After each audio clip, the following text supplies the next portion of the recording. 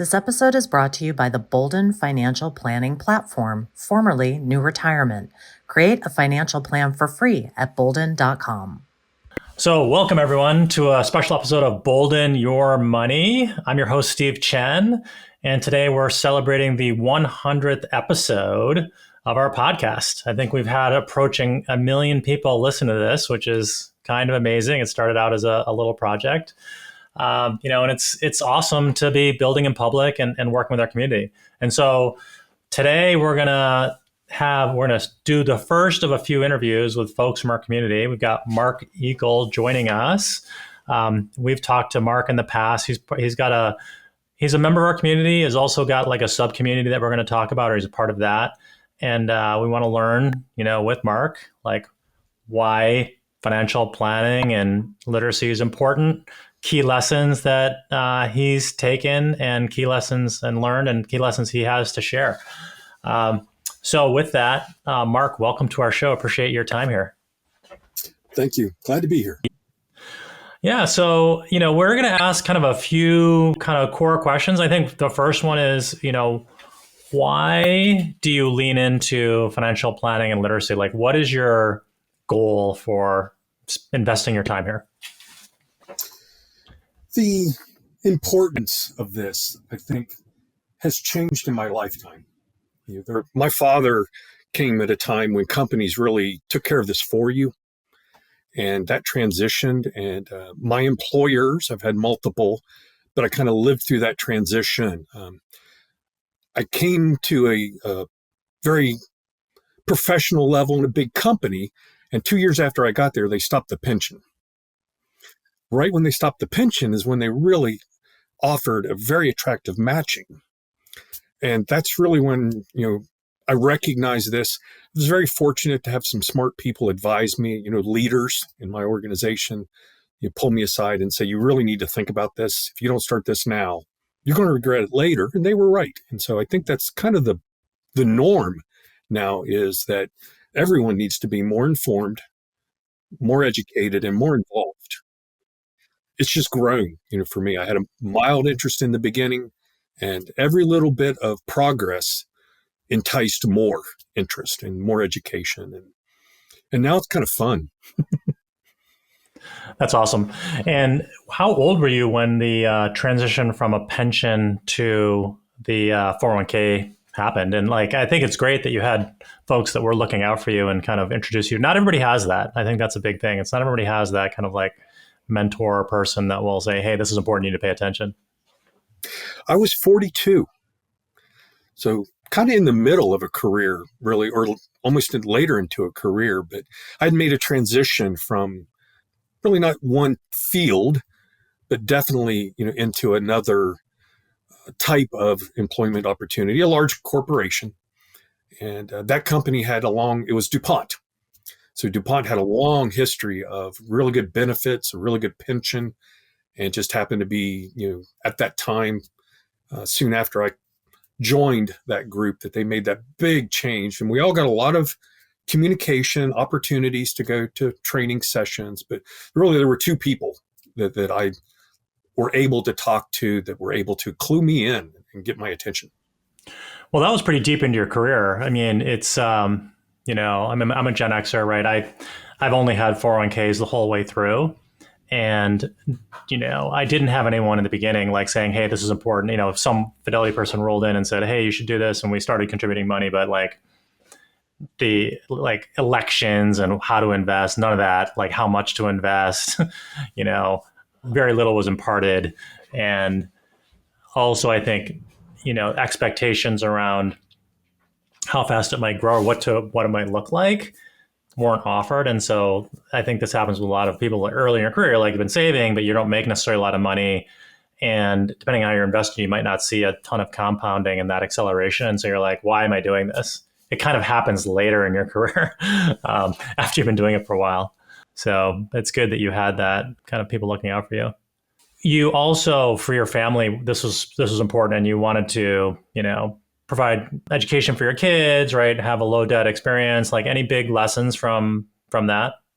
Yes, and thank you. That really was one of our priorities, is to make the next generation, set them up better, educate them better, but also make sure they get off to a good start. And so, I mentioned the two people at work that helped me learn, get me started, and then kind of caution, like you said, don't expect, be happy with 7%, be happy. And then I had a professional advisor that was independent that we went to that looked at our situation and really gave us some really powerful advice. He said, you're on the right track. What are your important goals? And we said, one is we want to get our daughters through college without debt, and we want to pay off our home before retirement. And kind of modeled that out, and kind of like you put a pin out there in the big calendar, and he said, you're going to do fine. And right at this point, you're going to be able to accelerate. Stay the course, achieve your goals, and then be ready, because your income is going to be significantly better and you're going to have no debt. And when you do that, that's the time to accelerate and start maxing out. It's really catch up in the true sense, along with the way the catch up rules work. But I never forgot that. And it was quite a few years later that moment came, and it has worked really well for us. So I'm hearing from you, like people have played, first mentors in your company saying, hey, this is important, what to expect. And, I think that framing is super important. And also this advisor was helpful, and they helped you look forward in time and say that, hey, this is, so they said you're going to see an acceleration. Is this is because of your career and also the effect of compounding, or why did they think there was going to be this acceleration at that time? I really think it was the reduction of expense, paying off the mortgage, cash flowing college, and then positioning ourselves to get to that point of absolutely no debt.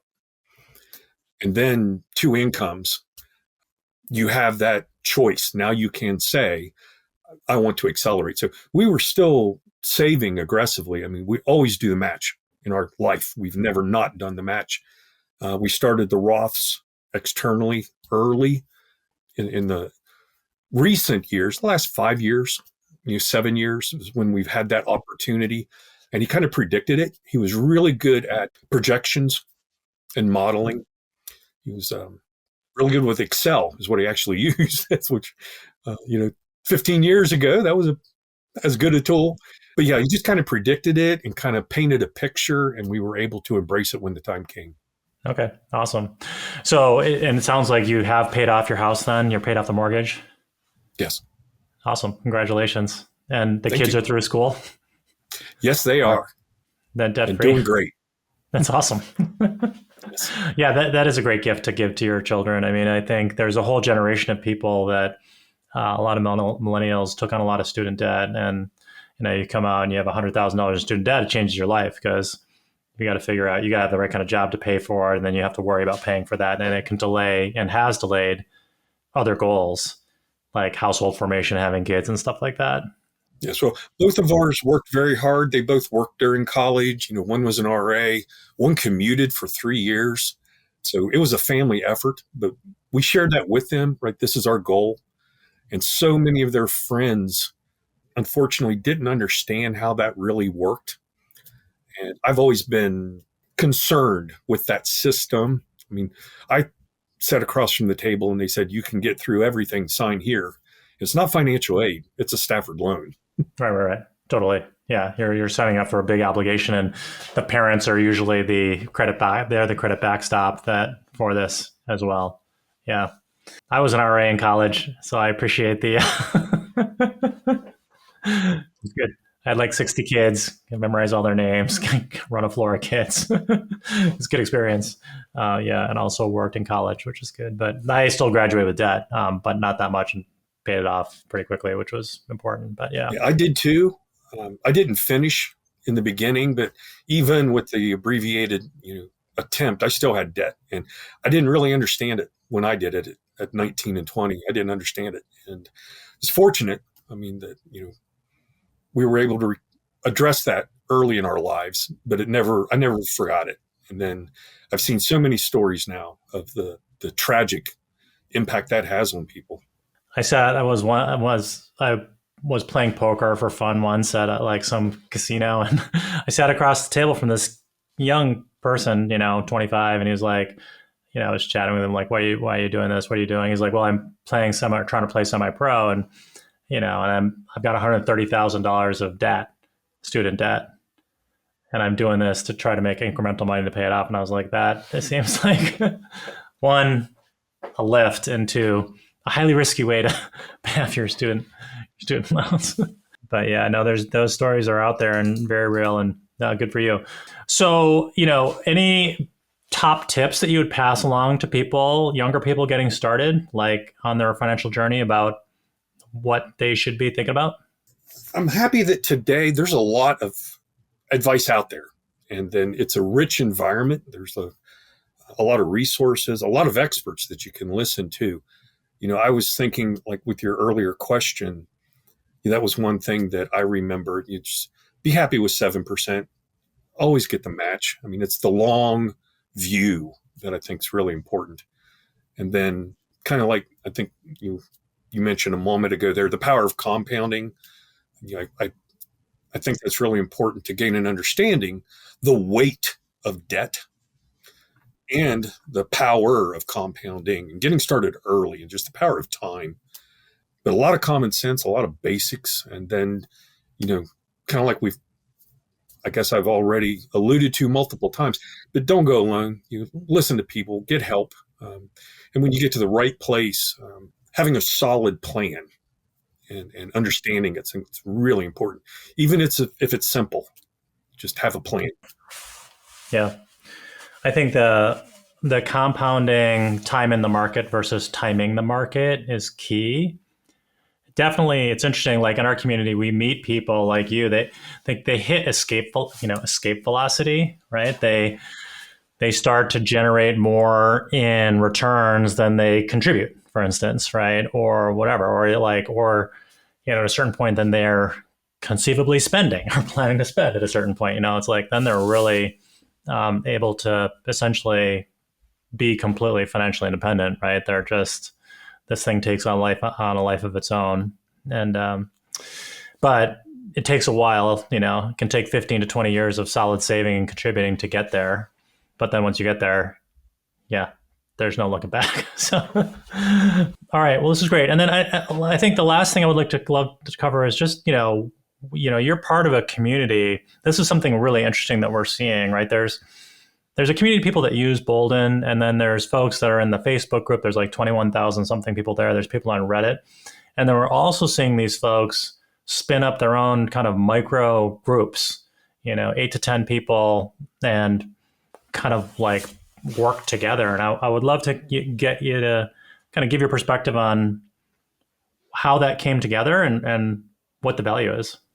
Yeah, thank you. That is a really wonderful development. And for me, I joined the Facebook group, right? I signed up, for Boldin and got myself up to speed, really invested and got comfortable and valued the tool and started looking, talking to the advisors, and then joined that Facebook group. And I think it was Al Champagne that put up the first post that Joe Kuhn, had done a video about have a group of friends that you can meet once a month and you trust, and everybody raises their right hand. I won't tell anybody else your numbers, but Al put something out there, and I got there late.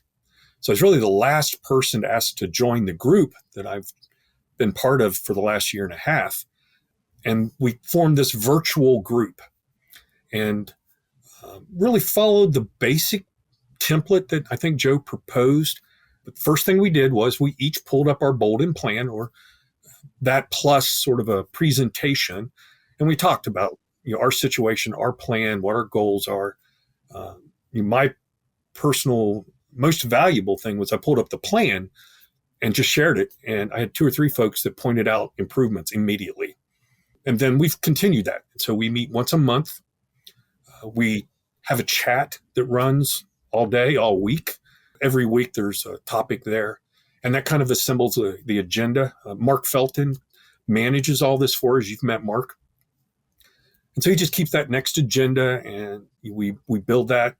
And then it's a really dynamic group of really smart people. Mark I think when you and I talked to him, we won the lottery of this. I've just got lucky. But that ability to talk to somebody else doing the same effort with the similar goals, with different strengths and different experiences has just been incredible, very valuable.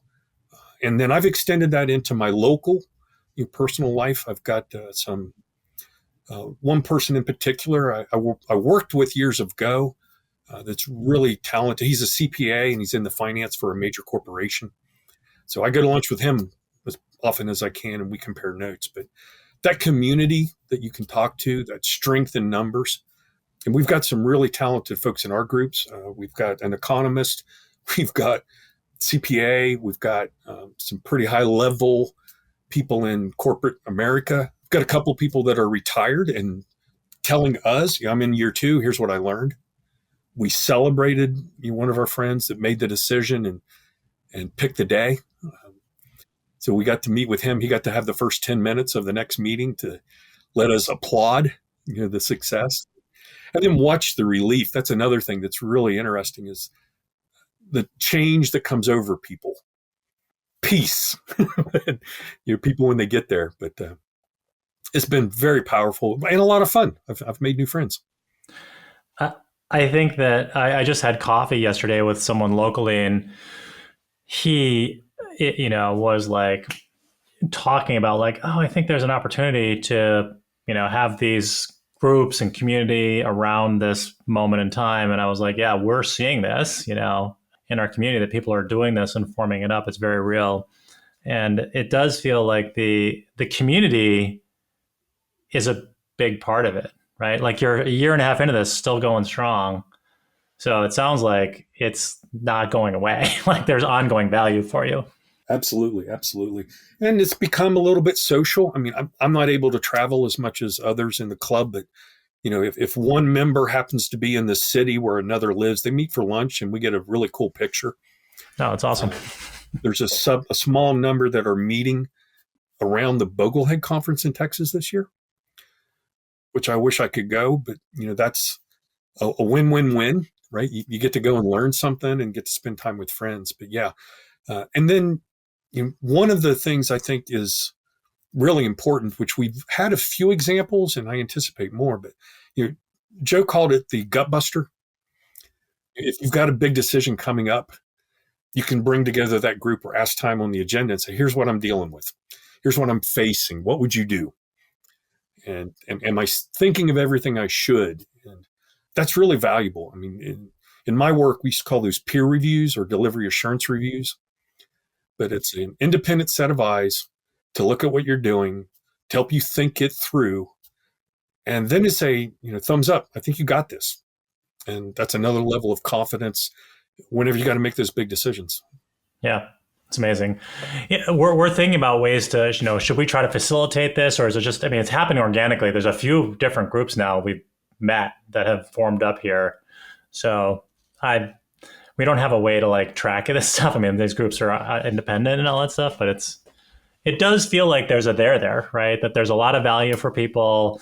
It's self-organizing, and it could help many more people as they think about this. And I think it's also trusted because you're learning from your peers, right?